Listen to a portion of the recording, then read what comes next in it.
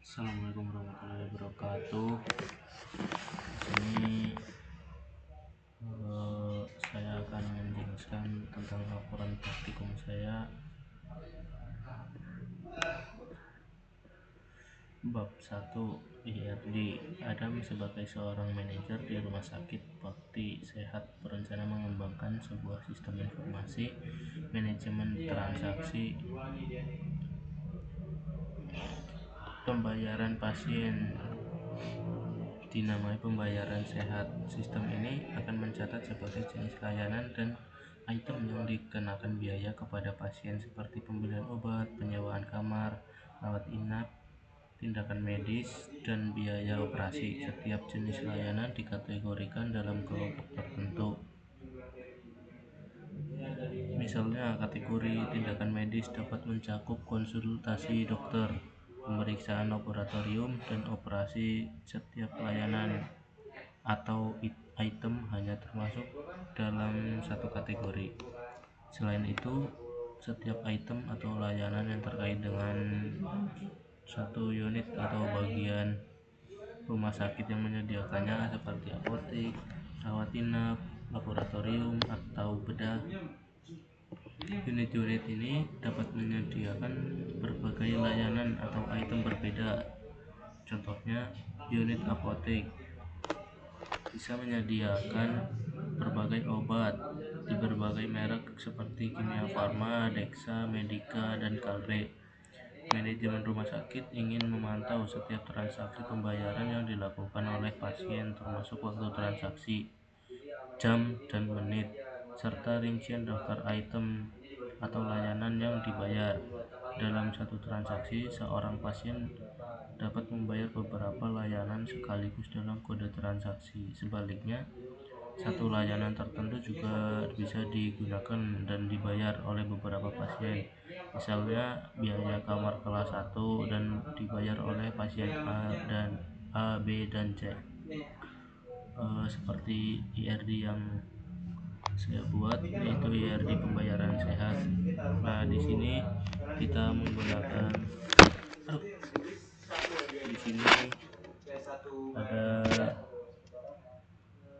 entitas pasien, yaitu ada ID pasien, foreign key, dan nama pasien entitas biasa.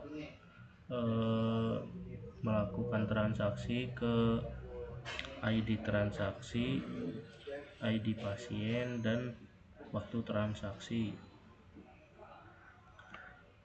Ada yang C, detail transaksi, ID transaksi, ID layanan, dan jumlah. Yang D, layanan, ID layanan, nama layanan, biaya layanan, ID kategori, dan ID unit. Yang E, kategori layanan, ID berisi ID kategori dan nama kategori. Dan yang terakhir F, unit, ID unit, foreign key, dan nama unit.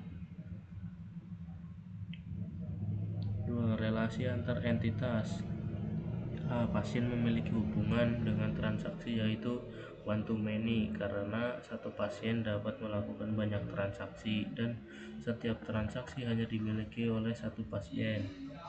B, transaksi terdiri dari detail transaksi, yaitu one to many, karena satu transaksi dapat mencakup banyak detail layanan dan setiap detail transaksi hanya termasuk dalam satu transaksi. Dan yang C, detail transaksi menggunakan layanan one to many, karena banyak detail transaksi dapat menggunakan layanan yang sama dan setiap detail transaksi hanya mengacu pada satu layanan. Yang D, layanan termasuk dalam kategori, yaitu many to one, karena banyak layanan dapat dikelompokkan dalam satu kategori dan setiap layanan hanya termasuk dalam satu kategori. E, layanan disediakan oleh unit, yaitu one to many, karena banyak layanan dapat diberikan oleh satu unit dan setiap layanan hanya disediakan oleh satu unit.